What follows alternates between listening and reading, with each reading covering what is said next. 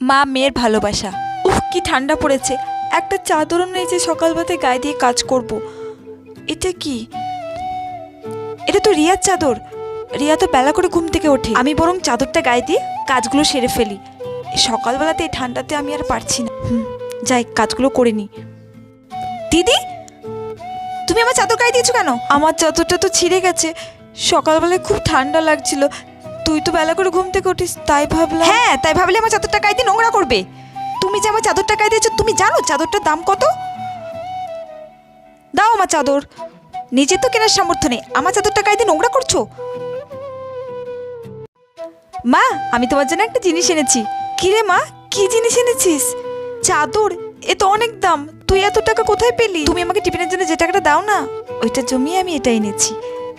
আমার মানু কত বড় হয়ে গেছে, মায়ের কষ্ট বুঝতে শিখে গেছে। এর সাথে প্লিজ সাবস্ক্রাইব করে যেও।